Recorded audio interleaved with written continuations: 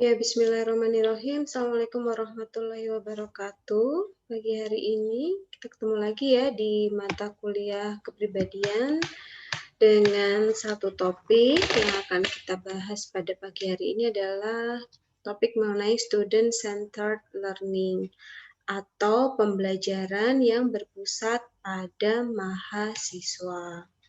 Baik. Sebelum kita membahas panjang lebar mengenai student centered learning, ini adalah filosofi yang harus teman-teman semua ketahui ya. Jadi filosofi dari student centered learning atau pembelajaran yang berpusat pada mahasiswa itu adalah sebuah sistem ya. Jadi kalau kita mengatakan sistem artinya rangkaian ya, ada rangkaian komponen-komponen yang terlibat dalam sistem tersebut. Nah, tergantung sistemnya apa. Kalau student centered learning ini adalah sebuah system of instruction, jadi sebuah sistem untuk memberikan instruksi pembelajaran kepada mahasiswa, di mana sistem ini menempatkan mahasiswa in its heart, artinya di dalam atau menempatkan mahasiswa itu sebagai jantungnya dari sistem tersebut. Artinya kalau sistem pendidikan itu terdiri dari input, proses, dan output ya, di mana di dalam proses itu banyak komponen yang terlibat dalam sistem, ada metode pembelajaran, ada fasilitas, ada kurikulum, ada juga dosen, sumber daya manusia, ada juga mahasiswa itu sendiri, maka pada SCL, sistem ini rangkaian semua komponen tersebut, di mana sistem ini memiliki tujuan memberikan instruction atau memberikan pengajaran atau memberikan sebuah rute pembelajaran kepada mahasiswa. Nah, sistem ini menempatkan mahasiswa in its heart di pusatnya atau sebagai jantungnya. Nah, kita semua memahami ya kalau kita sudah menyebut jantung, jantung dalam tubuh ya, itu kan adalah sebuah organ yang sangat vital, di mana organ ini memiliki peranan yang sangat besar. Dia memberikan suplai darah ke seluruh tubuh, kemudian dia juga memompa darah, di mana darah itu adalah sebuah culture medium yang penting untuk semua aktivitas yang terjadi dalam tubuh kita, maka jantung ini bisa diibaratkan ya, apa ya, ya organ yang paling berperan sangat besar gitu terhadap tubuh kita meskipun tidak mengecilkan fungsi organ-organ yang lain.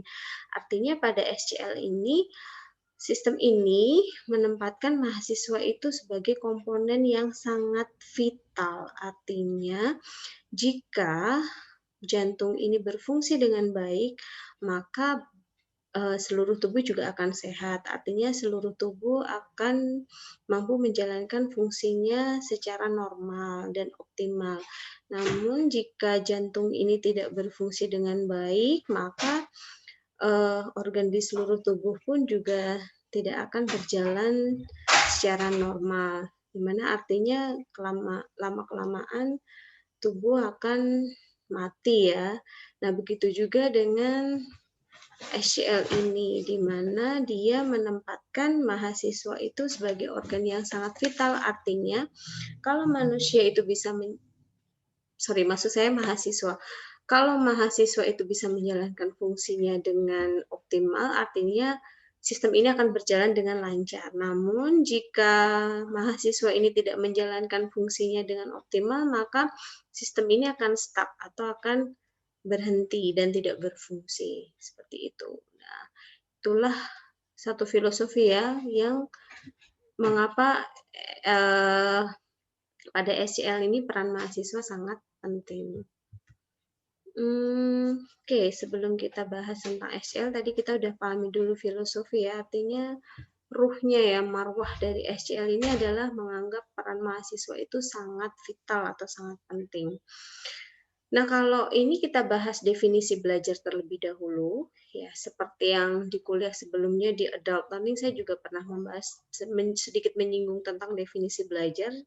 Ini saya review lagi, jadi belajar adalah proses yang menghasilkan gitu ya, perubahan dalam otak atau perubahan dalam cara berpikir, kemudian juga perubahan dalam sikap ataupun perilaku yang sifatnya menetap yang dihasilkan melalui pengalaman belajar yang dialami. Artinya pengalaman belajar ini banyak. Lewat dia membaca itu pengalaman belajar, lewat dia nonton video itu juga pengalaman belajar, lewat dia berdiskusi itu pun juga pengalaman belajar. Even bahkan sesuatu yang sifatnya tidak terancang itu pun pengalaman belajar. Contohnya misalnya dia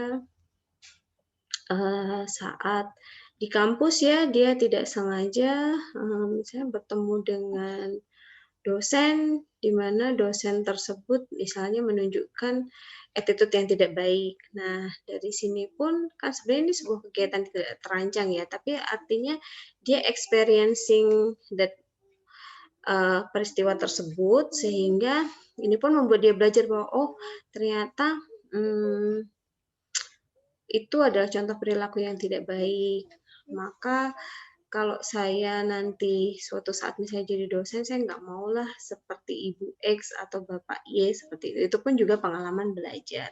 Sehingga outcome dari belajar ini adalah yang pertama lebih paham, harus lebih paham ya. Kemudian juga ada mungkin perubahan pendapat, muncul ide, bahkan sampai dengan perubahan perilaku. Nah, itu definisi belajar. Sehingga kalau kita sambungkan, kita hubungkan tadi dengan student centered learning, maka student centered learning itu adalah sebuah instruction ya, sekumpulan metode, sekumpulan proses yang menempatkan mahasiswa itu sebagai pusat dari belajar.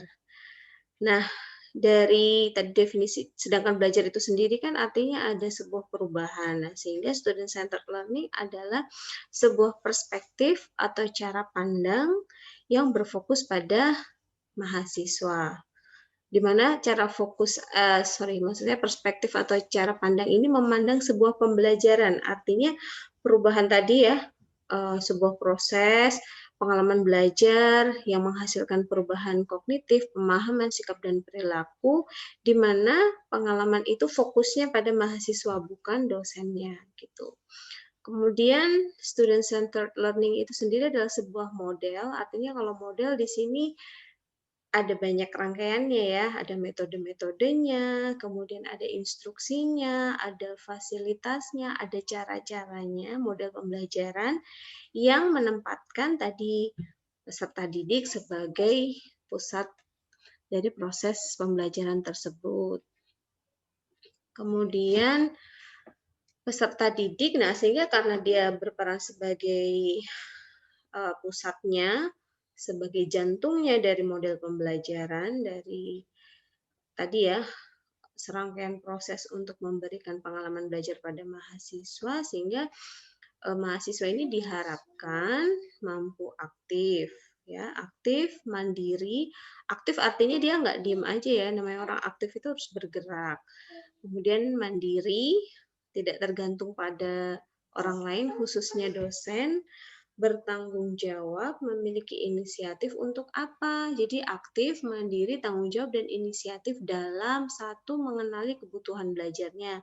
Artinya dia tahu ya apa yang ingin saya pelajari, saya itu butuh belajar apa, itu dia harus mengenali terlebih dahulu. Jadi bukan kemudian ya dosen tentu saja di sini hanya membantu ya membuatkan instruction atau rancangan, artinya ada modulnya. Nanti kita belajar A, B, C, D, E, F, G, H, I. Tapi artinya kebutuhan, needs itu artinya, oh saya butuh ilmu ini, saya butuh informasi ini harus muncul dari mahasiswa itu sendiri. Kemudian selain menentukan atau mengenali kebutuhan belajarnya, dia juga harus bisa menemukan sumber-sumber belajarnya. Artinya kalau misalnya saya butuh tahu tentang COVID-19 atau saya butuh tahu tentang mengapa seseorang itu bisa mengalami stroke. Itu kan berarti dia Dia butuh tahu informasi tersebut. Nah, dalam SCL ini, dia juga selain dia harus tahu kebutuhannya, dia juga harus bisa menemukan sumber informasi atau sumber belajarnya. Dia harus menemukan informasi mengenai stroke, apa itu stroke, bagaimana mekanisme terjadinya stroke, apa obatnya, kemudian kalau ketemu orang stroke itu saya harus ngapain, apa yang harus saya lakukan terlebih dahulu, itu dia harus bisa mengenali sumbernya juga. Saya harus dapat informasi ini dari mana? Apakah saya harus baca buku? Kalau iya buku apa? Oh mungkin saya harus lihat video, kalau iya video yang seperti apa. Nah itu juga harus dikenali oleh mahasiswa tersebut dalam tentu saja dalam perspektif SCL ini. Sehingga di SCL ini karena mahasiswa adalah pusatnya sehingga dia harus aktif, artinya dia nggak boleh males ya, nggak boleh pasif hanya menunggu saja dosen yang ngasih materi, tidak seperti itu. Dia juga harus mandiri, artinya tidak tergantung, dia mengandalkan dirinya sendiri ya untuk tadi mengenali kebutuhan belajarnya dan menemukan sumber belajarnya.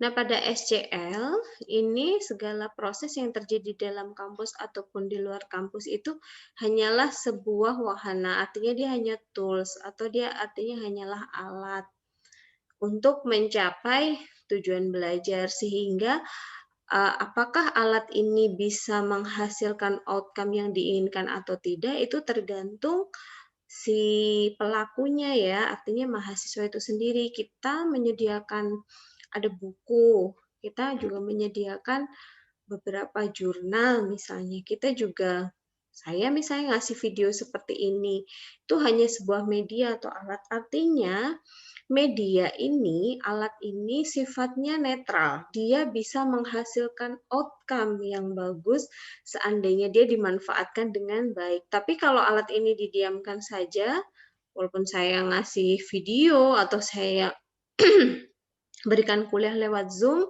tapi kalau si aktornya ya, si pelakunya ini sendiri di dalam konteks ini tentu saja mahasiswa tidak menggunakan alat tersebut untuk mencapai tujuan yang dia inginkan ya, maka alat ini tidak akan memberikan akibat atau memberikan outcome atau memberikan hasil sesuai dengan yang diharapkan. Sehingga yang di sekeliling ini, artinya yang di kampus, ada dosen, materi dosen, video ini contohnya, kemudian mungkin kita kuliah lewat Zoom, hanya datang saja, artinya dia tidak memanfaatkan media tersebut, ya dia tidak akan mendapatkan outcome yang diinginkan, begitu.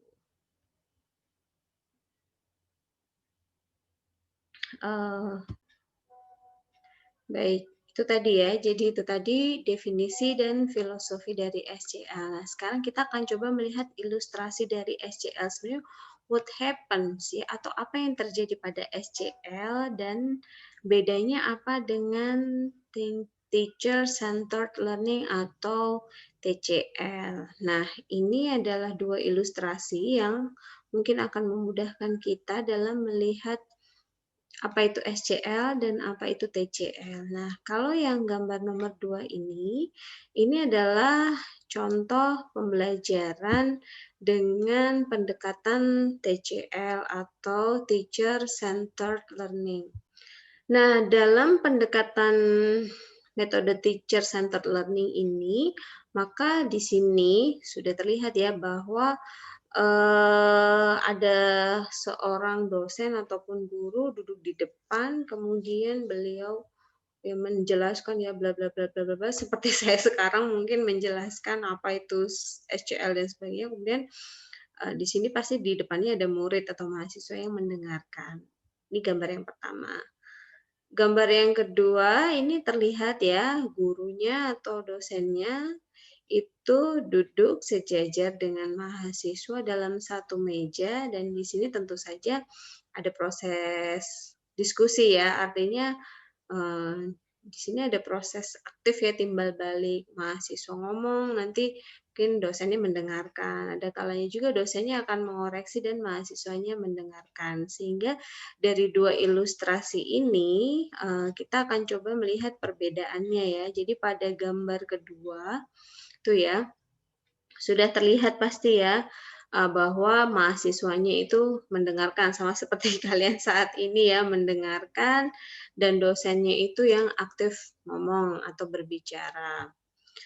Dan seolah-olah seperti ini ya, hanya seolah-olah, artinya belum tentu ini kenyataannya ya, seolah-olah sih kalau misalnya media seperti ini atau metode seperti ini ya, saya ngomong kalian mendengarkan, kan seolah-olah maka saya atau dosen adalah satu-satunya sumber informasi ya, karena kan saya memberikan informasi terus yang lainnya mendengarkan.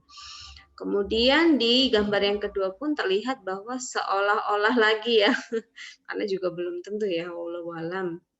Artinya tapi sepertinya dosen di sini sangat memahami materi, sedangkan mahasiswa seolah-olah yang menerima saja ya.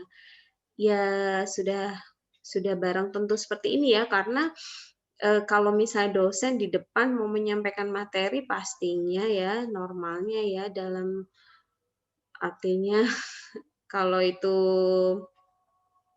apa ya, maksudnya normal yang terjadi adalah pastinya dosennya akan belajar, dia akan menyusun materi, dia akan belajar banyak dari banyak buku, dari banyak referensi, dia susun materinya, dia juga mungkin latihan juga menjelaskan, kemudian dia intinya berusaha bagaimana caranya supaya mahasiswa ini paham, sehingga dia akan belajar ekstra daripada mahasiswanya. Kalau mahasiswanya kan kalau kuliah kan ya nggak apa-apa, yang penting hadir, artinya ada sih beberapa mahasiswa yang dia udah baca dulu materi, tapi mungkin majority of students ya, itu biasanya ya yang penting datang kita dengerin gitu, modal apa, modal telinga dan ya mungkin juga sambil berpikir nanti pada waktu kuliah ya. Tapi kan secara konseptual, artinya di sini pasti yang akan lebih aktif belajar itu dosennya, sedangkan mahasiswa pasti lebih pasif ya, artinya dia reseptor saja menerima, ya sudah apapun dosennya ngomong dia menerima saja. Itu gambar yang kedua, itu adalah cerminan dari teacher centered learning. Dan ini tidak bisa kita pungkiri ya, memang kalau metode kuliah seperti ini sudah bisa dipastikan bahwa pastinya saya ya, misalnya sebagai dosen di sini, saya akan pasti lebih banyak belajar daripada mahasiswa yang mungkin kan kita mau dapat materi nih, jadi kita ya udah nggak usah baca, nanti dengerin aja apa yang disampaikan oleh dosennya. Itu adalah metode teacher center learning, di mana pusat pembelajarannya adalah teacher atau si dosennya. Nah, sedangkan gambar yang satu ini ya, gambar satu itu terlihat ya, mahasiswa tadi aktif diskusi, membangun pengetahuannya sendiri. Nah, karena dia yang di sini mahasiswa dituntut untuk ngomong, untuk mengemukakan pendapat, automatically, artinya secara otomatis dia pasti harus persiapan dong, dia harus belajar juga. Artinya beda sekali dengan yang gambar kedua tadi ya, kan dia duduk aja yang penting hadir. Kadang ada yang tidur juga. Nah, kalau di sini kan nggak bisa karena dia nanti dituntut untuk ngomong, untuk mengemukakan pendapat, untuk menjawab pertanyaan, sehingga mau nggak mau dia pasti akan baca, dia akan belajar, dia akan mencari informasi tersebut gitu kan. Nah, sedangkan dosen di sini bukan satu-satunya main source of information. Dosen ya belajar pastilah, kita mau tutorial juga pasti kita belajar dulu, baca dulu. Artinya kita juga harus tahu ini nanti mahasiswa diskusinya melenceng atau tidak gitu ya. Tapi porsi terbesar tentu saja pasti mahasiswanya gitu kan. Karena dia yang harus presenting something. Di sini dosen lebih banyak membantu, artinya saya ada mahasiswa yang dia bacaannya nggak benar, kita koreksi, atau mahasiswa saat temannya menjelaskan yang lainnya nggak paham ya, kita membantu memahamkan. Kan pasti seperti itu dalam proses diskusi ya. Kemudian di sini juga mahasiswa terlihat memahami ya pasti kalau mau menjelaskan kan dia setidaknya ada proses membaca dulu, minimal ya. Setelah membaca dia pahami dulu kan, nggak langsung dia baca letter lux di depan teman-temannya. Dia pasti akan baca, pahami dulu, kemudian baru dia share pada teman-temannya. Sehingga di sini sudah pasti ya, dipastikan memang mahasiswa secara logika pasti lebih paham daripada kalau dia hanya mendengarkan saja begitu kan, karena ada proses aktif di sini. Karena ini juga konsep ini juga diadopsi dari Lev Vygotsky ya, di mana dia mengatakan bahwa dia ahlinya constructive learning theory ya. Jadi dia berpendapat dan memang pendapatnya ini sudah disahihkan, artinya ini pendapat yang benar dan teori dijadikan sebuah teori yang dianut sampai sekarang bahwa orang itu akan lebih paham atau informasi itu akan meaningful, bermakna kalau dibangun sendiri. Artinya bukan ditransfer. Kalau ditransfer itu duit aja ya, senang kita dapat transferan uang. Tapi kalau pengetahuan itu dia akan lebih bermakna, lebih dipahami, retensinya lebih bagus saat dia dibangun, bukan ditransfer. Nah, sehingga dari konsep inilah muncul, oh berarti gimana caranya supaya mahasiswa ini lebih paham, maka dia harus membangun pengetahuannya sendiri. Artinya dia harus ada proses aktif, dia mencari, dia membaca, dia memahami, kemudian dia bangun sendiri konseptualnya, sehingga itu jadi pengetahuan yang lebih meaningful atau lebih bermakna. Itulah konsep yang melahirkan adanya student-centered learning gitu. Pembelajaran harus pusatnya mahasiswa. Tujuan akhirnya sebenarnya hanya supaya mahasiswa itu lebih paham. Artinya informasi itu lebih meaningful, lebih dia pahami karena ya dia baca sendiri, dia omong sendiri, dia sampaikan sendiri, dia diskusikan. Kalau dia bingung, dia akan bertanya, ini benar nggak sih kalau pemahaman saya seperti ini? Beda dengan kalau dosennya yang ngomong, ah terima aja. Kalau paling bertanya, tapi itu pun jarang ya. Biasanya kita lebih suka mengaktifkan mode otak kita itu untuk tidak bertanya saat ada orang memberikan materi. Gitu. Itu filosofi munculnya SCL. Nah, ini juga ilustrasi lagi ya yang menggambarkan betapa tidak efektifnya TCL ya dalam membentuk pengetahuan. Meskipun ya, artinya gini, dalam student centered learning itu tidak murni lalu mahasiswa suruh cari sendiri informasi sebanyak-banyaknya. Artinya tanpa batas bukan kayak gitu. Kita juga dosen nih di sini membuat sebuah instruksional pembelajaran di mana kita ukur nih, kalau materi ini tingkat kesulitannya tinggi, maka harus ada kuliah seperti ini. Karena ditakutkan kalau mahasiswa baca sendiri, mereka loss, artinya kesasar, sehingga dia butuh guidance, butuh petunjuk yang lebih. Tapi ada materi-materi yang memang ini kayaknya mahasiswa justru harus eksplor sendiri, kemudian nanti kita ketemu untuk diskusi, sehingga kalau ada yang masih dibingungkan, kita bisa koreksi. Nah, itu maka juga mahasiswa harus cari sendiri. Jadi, SCL ini tidak pure lalu mahasiswa cuma dikasih buku, kasih modul, udah belajar sendiri, nggak seperti itu juga. Tetap ada guidance. Jadi ada materi-materi yang seperti ini ya, instructional guidance, artinya terguidance ini kita pandu, artinya oh gini loh cara memahaminya. Tapi ada kalanya juga disuruh bikin project sendiri, nanti tinggal presentasi saja juga ada gitu. Nah, ini ilustrasi lagi yang untuk lebih menggambarkan ya betapa TCL itu tentu saja kalau dibandingkan SCL lebih banyak lebih banyak kurangnya gitu daripada SCL. Ini ada ilustrasinya. Kalau TCL kan ini mahasiswa tuh reseptor ya, pasif saja. Reservoir ya, penerimaan ini yang memberikan informasi ini dosennya dikasih cairan ya. Kalau cairannya banyak ya tumpah ya kan. Kalau terlalu sedikit juga mungkin kurang gitu. Tapi seringnya majority ya pasti seperti ini yang terjadi ya, dikasih aja nggak tahu nih paham apa enggak, udah sampai mahasiswanya overload ya, banyak banget materinya gitu. Sedangkan kalau SCL tidak, artinya ini ilustrasinya mahasiswa awalnya gendut, terus dia jadi yang diinginkan outcome-nya adalah kurus, maka dia yang aktif sendiri memilih ini, dia tahu tujuannya, oh gue tahu nih, gue harus kurus gitu, aku harus kurus.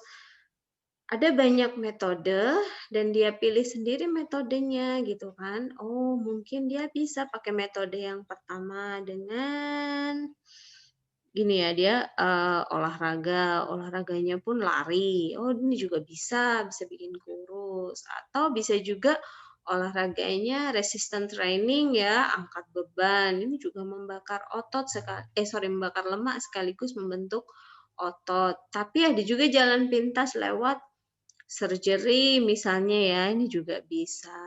Atau bisa juga dia sauna, oh ini saya dengar juga ini bisa membakar lemak. Artinya dia akan mengeksplor sendiri eee, masing-masing aktivitas ini agar dia mendapatkan, apa sih, ideal body-nya dia jadi kurus. Dia akan mengeksplor misalnya mahasiswa contoh ya ini, saya kayaknya lebih cocok yang olahraga lari, udah dia akan lari, nanti akhirnya kurus. Tapi mungkin kalau dia nggak cocok, dia akan explore metode yang lain yang lebih sesuai untuk dirinya supaya dia jadi kurus. Nah, begitu juga dalam SCL. Jadi misalnya goal-nya tahu nih, oh saya harus paham tentang tadi misalnya tentang stroke. Oh, dia ada yang memilih, saya lebih suka baca buku, terus bikin ringkasan. It's okay, nggak apa-apa. Yang penting akhirnya dia paham. Ada juga yang, aduh saya tuh nggak bisa baca, saya bisanya tuh dengerin orang jelasin. Nah, maka dia browsing di YouTube. Yang penting kan ada orang-orang seperti itu ya. Ada juga yang saya tuh lebih suka ini ya, eksperimen langsung gitu dengan ngelihat orang stroke tuh kayak apa sih, saya cari aja video di YouTube.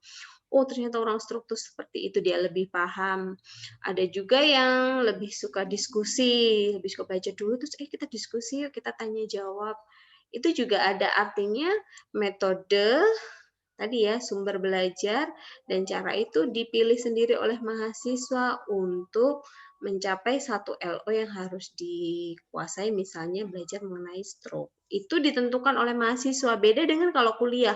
Kalau kuliah kan saya akan bilang stroke adalah seperti ini, SCL adalah bla bla bla dengan cara saya menjelaskan direkam pakai video terus kalian dengerin. Itu kan seolah-olah kalian tidak ada pilihan untuk memahami SCL ini ya, artinya hanya dengerin Bu Retno saja. Tapi dalam SCL, maksudnya ini juga kita juga satu rangkaian SCL, artinya bedanya dengan kalian mencari sendiri mana kalian aktif adalah pasti kalau saya kasih tolong ya ini pahami SCL, nanti kita diskusi apa itu SCL dan sebagainya. Mungkin masing-masing mahasiswa akan berbeda ya, ada yang lihat di YouTube, ada yang baca, ada yang tanya mungkin dan sebagainya. Di mana outcome-nya ya sama nanti paham tentang SCL, tapi kan tentunya jalan dan metode yang dipilih akan berbeda-beda.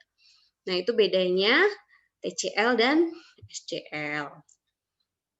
Nah, terus kemudian dari TCL ini gimana sih hubungannya? Tadi kan ada mahasiswa, ada dosen, ada sumber belajar juga. Apakah mahasiswa itu pure mengakses sendiri tanpa ada guidance? Atau apakah guru itu benar-benar di sini hanya cuman merancang modul aja terus sama sekali tidak mengajar? Atau seperti apa nih hubungannya antara guru, siswa, dan sumber belajar? Nah, ini ada namanya triangle ya, atau segitiga yang menghubungkan antara tiga aspek tadi, guru, siswa, dan sumber belajar. Nah, di sini ini ada guru. Guru atau dosen di sini perannya sebagai fasilitator dan motivator. Artinya di sini kita tidak melulu mengajarkan. Artinya kita memfasilitasi. Oke, ini capaian belajarnya. Kamu harus tahu tentang stroke. Terus dia yang menentukan, oh, terus kita besok harus diskusi loh tentang stroke gitu kan. Artinya kamu harus belajar sendiri. Nah, di sini dosen berfungsi sebagai fasilitator, artinya memfasilitasi gimana caranya saya bisa membantu kamu supaya kamu paham tentang stroke ini. Apakah kamu butuh referensi? Bisa. Apa kamu butuh dikasih tahu buku yang mana yang bisa kamu baca? Ataukah kamu belum tahu sumber belajar lain yang bisa diakses selain buku? Atau mungkin butuh diskusi dan sebagainya. Itu fasilitator, beda dengan kalau pemberi informasi kan ngasih ya gitu. Kalau di sini enggak, kita memfasilitasi artinya sesuai dengan kebutuhan. Karena masing-masing peserta didik kebutuhannya beda-beda. Ada yang butuh tadi butuh dikasih tahu bukunya di mana, ada yang butuh bahkan sampai diajari sekalipun ada, misalnya nanti pas presentasi saya benar-benar nggak paham, Bu. Sampai selesai 2 jam tuh nggak paham definisi stroke apa ya. oh berarti dia harus diajari gitu kan. Oh ya udah saya jelasin nih struktur artinya ini. Itu namanya fasilitator. Jadi kalau menurut Lev Vygotsky tadi ada namanya zone proximal of development ZPD di mana ada kemampuan awal dan ada kemampuan akhir. Nah, dosen tuh fasilitator tuh tadi berfungsi memenuhi zona tadi dari yang mulai awal dia nggak paham jadi paham. Nah, ZPD-nya ini beda-beda. Ada yang butuh hanya dikasih trigger saja, dikasih kasusnya, dia udah nyari sendiri, udah paham, bisa presentasi. Ada juga yang harus benar-benar diajarin, ini loh cara aksesnya, ini loh caranya kamu memahami. Artinya kalau membaca itu supaya kamu paham harus dicatat, harus dicari keyword-keyword. Itu ada yang seperti itu. Itu juga masuk dalam bagian peran dari fasilitator. Artinya kita range-nya sangat luas ya, tidak hanya ngasih tahu referensi, tapi ada kalanya kita sesuai dengan kebutuhan belajar dari siswanya. Itu fasilitator. Nah, peran siswa tentu saja harus menunjukkan sebuah kinerja, artinya dia harus aktif secara kognitif, secara psikomotor, dan secara afektif. Sikapnya pun juga harus menunjukkan sikap yang aktif ya. Gitu. Kemudian sumber belajarnya tentu saja multidimensi. Artinya di sini sumber belajar bisa apa saja, bisa dari mana saja. Yang penting tadi syaratnya satu, ilmiah. Berarti bisa dipertanggungjawabkan kebenarannya. Gitu ya. Kemudian interaksinya antara guru dan siswa lebih menitik beratkan pada inquiry and discovery. Jadi meskipun tadi ya, ada kalanya kita mengajar, tapi titik tekannya tetap pada inquiry, artinya mendorong mahasiswa untuk menemukan sendiri. Jadi ada kalanya misalnya seperti ini, dikasih materi, nanti tetap ada inquiry-nya, mungkin dikasih kuis, biar dia baca lagi, terus bisa jawab kuisnya. Ada juga Bu Dewi Utari misalnya ada materi seperti ini, nanti tetap dikasih tugas esai. Artinya kan dia walaupun dengerin, tapi tetap harus baca ya, dia harus cari juga referensi tambahannya, dia baca juga buku-bukunya, terus nanti baru bikin esai. Itu jadi tetap ada titik berat di inquiry dan discovery, pencarian dan penemuan terhadap apa? Terhadap informasi tersebut. Kemudian untuk lingkungan belajar sendiri ya, hubungan antara guru dan sumber belajar ini, maka kita atau memang guru atau dosen tuh tugasnya adalah merancang. Kalau tadi dengan murid dia tugasnya sebagai fasilitator, memfasilitasi. Kalau di sini tugas guru atau dosen merancang lingkungan belajar. Jadi kita desain nih, desain modulnya. Untuk MK misalnya kepribadian, Bu Dewi Utari akan mendesain ya, gimana caranya nih supaya mahasiswa itu tadi aktif, tetap ada proses pencarian, ada discovery, tapi dia juga nggak lost, artinya nggak tersesat begitu saja tanpa kita tahu sebenarnya ini mahasiswa paham atau tidak. Sehingga Bu Dewi Utari akan merancang, oh beberapa materi ini perlu dikuliahkan, beberapa materi ini harus dikasih kuis supaya kita tahu apakah mahasiswa paham atau tidak. Kemudian harus dikasih tugas esai juga biar dia tetap baca dan tetap ada proses aktif dia merancang informasi sendiri atau membangun informasi sendiri sehingga ketahuan nih sebenarnya paham atau tidak gitu. Itu di konsep student centered learning, hubungan antara guru, siswa, dan sumber belajar. Nah, ini adalah juga penjelasan tambahannya ya. Jadi dalam tadi lingkungan belajar itu bisa artinya terancang ataupun tidak terancang. Tadi artinya bisa memang dosen merancang. Ada juga yang tidak terancang tuh spontanitas dialami mahasiswa, bagian dari pengalaman belajar, tapi tidak masuk dalam modul. Atau kita juga menyebutnya hidden curriculum ya. Misalnya pembelajaran sikap itu banyak yang tidak terancang gitu ya. Artinya dengan memberikan contoh, dosen yang memberikan contoh, sikap-sikap yang mencerminkan academic integrity itu seperti apa, misalnya dalam setiap slide itu harus ada referensi, itu kan tidak terancang, artinya tidak sengaja diajarkan, tapi dia muncul dalam setiap sesi pembelajaran di mana itu jadi pengalaman belajar siswa, sehingga itu juga membantu siswa dalam membentuk perilaku atau mencapai tujuan belajarnya. Kemudian sumber belajarnya tadi multidimensi ya, macam-macam. Yang penting tadi syaratnya harga mutlaknya satu, ilmiah, artinya bisa dipertanggungjawabkan. Kalau itu dari dosen, artinya dosennya pun bisa menunjukkan bahwa oh ini informasinya dia dapat dari mana, referensinya apa gitu. Kemudian tadi ya titik tekannya pada inquiry and discovery, jadi harus memunculkan rasa penasaran sehingga dia akan cari jawabannya, gitu ya. Kemudian harus ada motivasi ya. Tadi peran dosen ya sebagai motivator untuk ya memotivasi ya, memberikan semangat pada mahasiswanya. Oke, ini kita sekarang coba bahas peran masing-masing tadi ya dari triangle tadi atau segitiga tadi. Peran dosen tadi sudah saya jelaskan juga ya sebagai fasilitator dan motivator.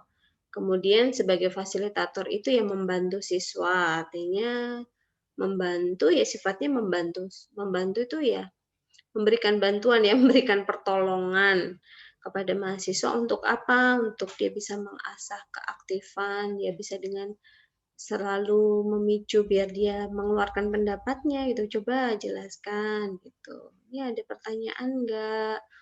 Apakah sudah jelas atau belum begitu ya. Kemudian membantu mahasiswa mencapai kemandirian artinya ya mungkin di awal-awal di sini dosen akan mengajarkan dulu yang misalnya proses diskusi yang benar tuh seperti ini, kemudian nanti secara perlahan-lahan dia akan mengurangi perannya sehingga mahasiswa sedikit demi sedikit akan hilang ketergantungannya terhadap dosen.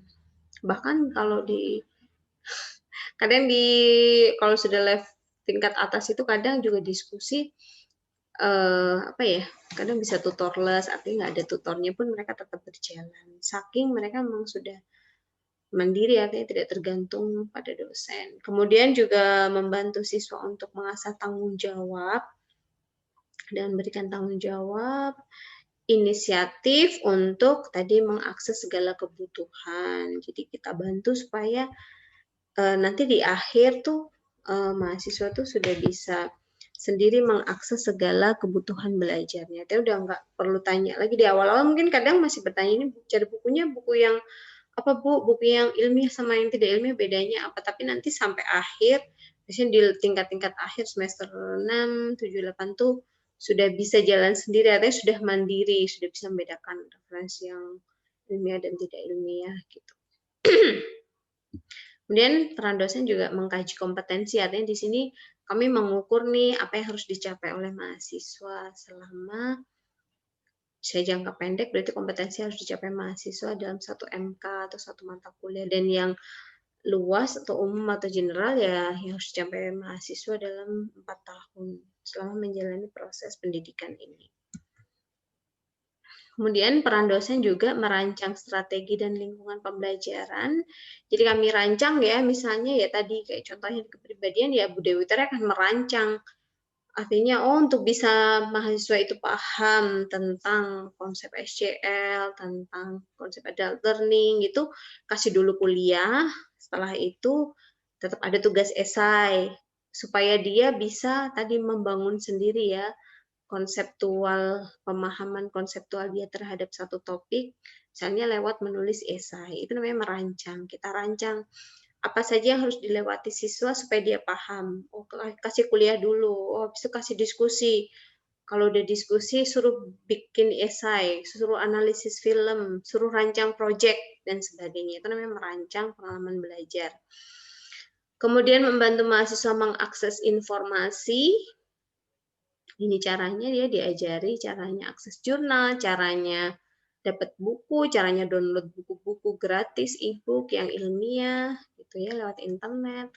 Kemudian selain mengakses informasi, menata dan memprosesnya untuk memecahkan permasalahan yang nyata. Artinya dari bekal pengetahuan yang ada, sebenarnya fungsi dari pengetahuan ini apa sih? Misalnya kita diskusi tentang stroke ya, kenapa kamu tuh harus tahu mekanisme terjadinya stroke atau patofisiologi stroke, supaya nanti kalau ketemu pasien stroke, kamu bisa menentukan atau melakukan tindakan yang cepat agar stroke itu tidak menyebar di area otak yang lain. Sehingga kamu harus tahu nih, stroke itu mekanismenya kayak apa. Kalau yang sumbatan artinya berapa jam sumbatan itu bisa reversible diperbaiki dan berapa jam dia sudah irreversible. Kalau dia pecah pembuluh darah otaknya, seperti apa manifestasinya supaya nanti kalau ketemu pasien stroke paham apa yang harus dilakukan, pertolongan pertama yang harus diberikan pada pasien stroke ini apa,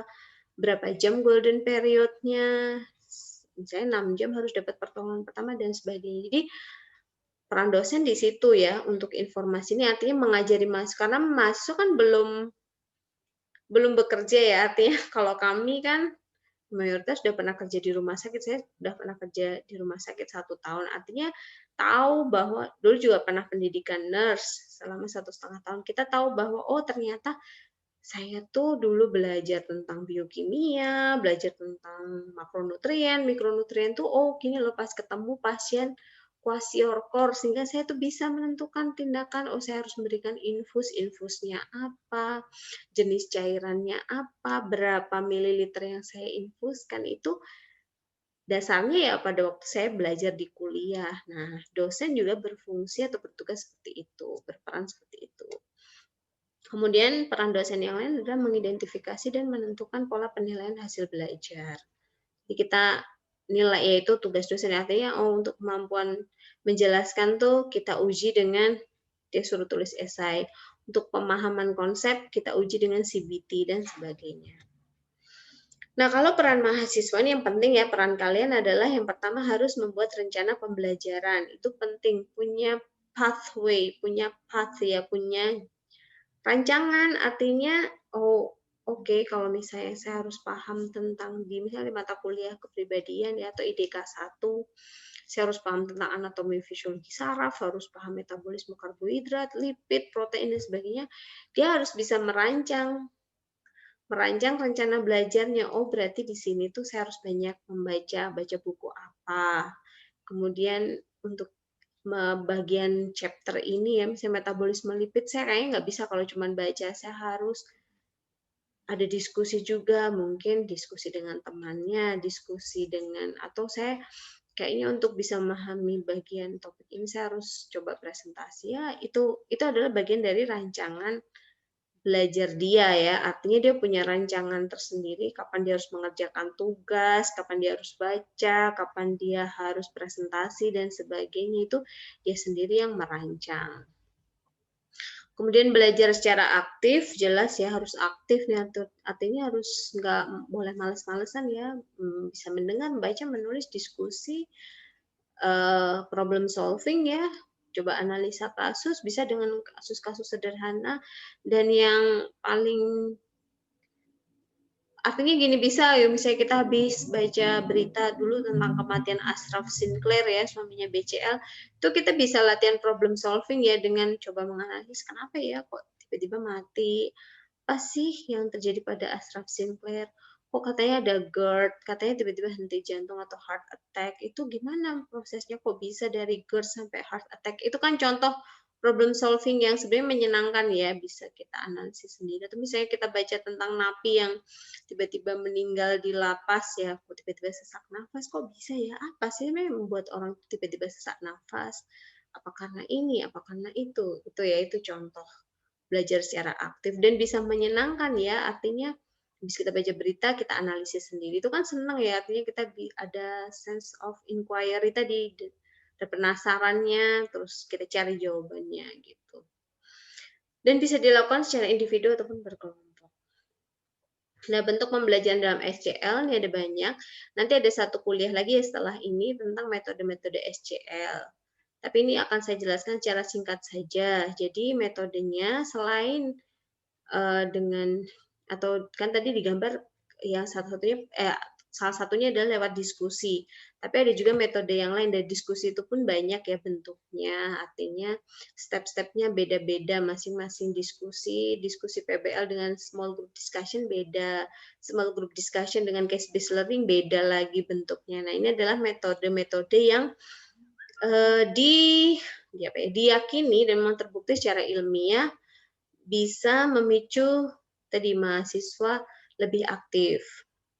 Yang pertama, active learning lecturing, jadi kuliah dengan sesi diskusi. Jadi makanya setelah ini nanti boleh bertanya lewat forum e-link. Kemudian juga dengan cooperative learning atau collaborative learning, artinya bikin project bareng, dikerjakan bareng, kerjasama, ada pembagian tugas. Itu juga salah satu bentuk metode dalam SCL. Ada juga problem solving atau problem based learning, mendiskusikan kasus dari mulai definisinya apa sampai tindakan apa yang harus dilakukan, itu juga salah satu bentuk metode dalam SCL. Kemudian ada juga simulasi, saya nanti pembelajaran praktikum, ada juga role play, bermain peran, di mana nanti biasanya sama dosen dikasih kasus, terus coba kamu perankan tuh kalau kamu jadi perawat, kamu menghadapi pasien seperti itu, apa yang kamu lakukan? Itu role play, dan di role play ini bisa individu, bisa berkelompok.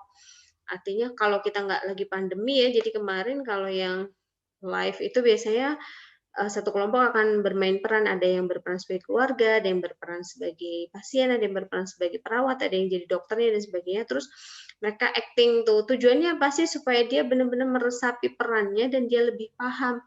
Oh, ternyata ya kalau jadi pasien tuh kayak gini loh rasanya. Ternyata kalau jadi keluarga pasien tuh kayak gini loh rasanya. Kalau kita menghadapi perawat yang jutek dan songol itu contohnya ya, kayak gini loh rasanya, nggak enak. Nah, dengan merasakan experiencing sendiri, main peran sendiri tuh, dia jadi lebih terbangun ya. Biasanya ini memang untuk pembelajaran sikap. Oh, jadi besok saya kalau menghadapi pasien, saya akan lebih asertif, akan lebih empati. Itu di role play. Ada juga penugasan. Penugasannya macam-macam dari mulai penugasan individu sampai project ya, artinya dia bikin sebuah karya, misalnya media pembelajaran. Kayak kemarin di anak semester 8 tuh mereka bikin media untuk penyuluhan sama anak-anak, perilaku hidup bersih dan sehat dengan bikin ular tangga, tapi ular tangganya dia susun sendiri ya, supaya mahasiswa supaya siswa paham, ini perilaku baik, ini perilaku buruk. Ada juga field study, di mana ya tadi mahasiswa biasanya dikirim ke rumah sakit, observasi pasien, bikin analisa kasus, terus presentasi di kampus. Itu bentuk pembelajaran di SCL. Artinya semua pembelajaran ini pasti ada satu benang merahnya, yaitu mendorong mahasiswa untuk aktif. Aktif mengakses sumber belajar, aktif membangun pengetahuan dan pemahamannya sendiri, dan aktif menyampaikan ide ya atau pemahamannya itu dalam bentuk presentasi gitu. Kemudian manfaat SCL ini ya secara kognitif itu sudah terbukti, sudah banyak penelitiannya, membuat mahasiswa lebih paham, lebih deep learning, lebih paham. Walaupun kadang nggak banyak, tapi terbukti nih mahasiswa dengan SCL ini, mahasiswa yang disuruh diskusi, banyak diskusi itu pemahamannya terhadap topik tersebut biasanya lebih mendalam. Meskipun kadang nggak banyak, nggak sebanyak anak-anak TCL ya, karena kan kalau di TCL kan kasih informasi kuliah terus, tapi banyak, tapi mereka nggak dalam. Artinya kalau ketemu pasien kayak gitu biasanya masih bingung, tapi anak-anak SCL beda. Walaupun mungkin nggak sebanyak anak-anak TCL yang dikasih kuliah terus, tapi lebih mendalam, deep learning. Kemudian memang lebih kritis, jelas karena sering disuruh diskusi ya, suruh menganalisis kasus nih, kenapa nih pasien bisa seperti ini, biasanya lebih kritis, ketemu pasien tuh udah biasa, oh iya kemarin waktu PBL sudah pernah bahas nih gitu. Biasanya lebih mampu menjadi problem solver, bisa memecahkan masalah karena tadi sering dihadapin dengan masalah atau kasus ya, kasus pasien. Kemudian secara afektif, sikap lebih respect terhadap orang lain, jelas karena sering diskusi. Biasanya di diskusi itu kita sampaikan rule-rule-nya, terutama kalau langsung. Kalau daring memang nggak kelihatan ya, tapi kalau dalam diskusi yang live, yang luring itu biasanya kita sampaikan harus gantian menyampaikan pendapat, tidak boleh menyerobot, tidak boleh memotong pendapat orang lain, tidak boleh memotong pembicaraan orang lain gitu ya. Kemudian kalau misalnya kita kontra dengan pendapat teman kita, bagaimana bahasa yang harus disampaikan itu disampaikan pada waktu diskusi, dan itu memang membuat mahasiswa lebih respect, lebih mudah menghargai orang lain karena terbiasa. Kemudian mampu bekerja sama ya karena banyak sekali ya diskusi dan proyek yang dilakukan atau yang dikerjakan secara berkelompok. Kalau dia nggak bisa kerja sama, ya babak belur ya kalau semua dikerjakan sendiri ya tugasnya aja banyak gitu ya. Itu lebih percaya diri karena memang sering disuruh ngomong di depan teman-temannya, lebih penerimaan dirinya. Secara psikomotor ya, perilaku, gerak-gerik ya, gerakan itu lebih mandiri. Ya karena memang dia dikondisikan ya, SCL ini dikondisikan sama mahasiswa nggak boleh tergantung sama orang lain. Kalau tergantung sama orang lain ya dia akan gagal di MK tersebut. Lebih kreatif dan inovatif, terutama nih kalau project-project ya, kemudian lebih fleksibel. Ini nggak saklek. Gitu. Manfaat SCL juga ini berdasarkan research lebih sukses. Ini udah diteliti ya, jadi anak-anak kurikulum PBL kan mulai tahun 95, kemudian oleh Harden ya, awalnya di Manchester. Kemudian setelah mereka lulus tuh diteliti, dibandingkan sama yang non PBL, yang artinya nggak diskusi, walaupun pada dokter ya. Jadi dilihat nih outcome-nya saat mereka sudah lulus dan bekerja tuh, lebih bagus nggak sih anak-anak yang dulu waktu kuliah itu sering disuruh diskusi kasus PBL, ternyata memang terbukti lebih sukses. Kenapa? Karena soft skill-nya biasanya lebih terbentuk kalau mahasiswa-mahasiswa itu sering diskusi, suruh bikin project, dan jelas ya kan bikin project itu berkelompok. Kita besok kerja juga teamwork, tim. Artinya dia udah terbiasa kerja bareng-bareng, menghadapi orang yang egois, ada temennya egois, ada yang temennya malas, ada yang susah diatur dan sebagainya, sehingga pada waktu pembelajaran tuh sudah terbentuk perilaku-perilaku tersebut, sehingga pada waktu bekerja itu mereka lebih adaptif, lebih sukses, soft skill-nya lebih bagus. Dan yang kita butuhkan dalam bekerja itu kan memang soft skill ya, bukan hanya hard skill. Meskipun hard skill juga penting. Kemudian retensi informasi lebih baik, lebih mendalam tadi ya, pemahamannya lebih bagus anak-anak SCL ini. Kenapa? Karena Nah ini nih, kenapa retensi informasi lebih baik? Karena memang ini adalah mekanisme pembentukan memori dalam otak kita ya. Jadi pada waktu kita mendengar dan sebagainya itu akan masuk di working memory. Working memory ini cepat sih masuknya asal kita ada atensi ya. Artinya kita perhatian kalau saya ngajar seperti ini, kalian dengerin itu ada atensi, nanti akan masuk ke working memory. Tapi permasalahannya working memory ini gampang terhapus. Kalau ada informasi baru dia gampang dihapus. Misalnya setelah ini tiba-tiba kalian ketemuan sama teman-teman ya, ngopi-ngopi cantik, bisa jadi informasi yang saya kasihkan kuliah ini selama hampir nanti 1 jam ya, 1,5 jam ke depan, terhapus sama obrolan ngopi-ngopi cantik itu, karena dia ada di working memory saja. Nah, untuk bisa sampai ke long term memory, ini yang paling bagus ya, artinya yang bertahan lama, awet itu saat ada di long term memory, harus ada proses di sini nih, thinking, integrating, organizing, analyzing, sense making, dan schema making, di mana proses ini kebanyakan dibangun lewat diskusi, sehingga kalau hanya mendengarkan saja, lihat video saja, tanpa diikuti dengan dia nyatet, dia bikin rangkuman, dia bikin esai, dia tulis esai, dia bikin project, paper, dan sebagainya, ya nggak bisa sampai ke long term, hanya di working saja. Sehingga kalau mau mencapai long term, memorinya artinya bertahan lama, sewaktu-waktu dipanggil, biasanya kita manggil memori saat ujian ya, saat ujian atau saat ketemu pasien, saat informasi tersebut memang dibutuhkan, ya harus disimpan di long term. Untuk bisa sampai ke long term harus ada proses ini, artinya harus diskusi, kalau habis baca harus dicatat, disampaikan lagi sama temannya, dibikin project, maksudnya dituliskan dalam bentuk esai dan sebagainya, sehingga dia jadi long term memory. Itu adalah salah satu alasan kenapa SCL itu membuat retensi informasi lebih bagus, lebih mendalam, lebih menetap. Beda dengan hanya dengerin orang kuliah saja, gitu.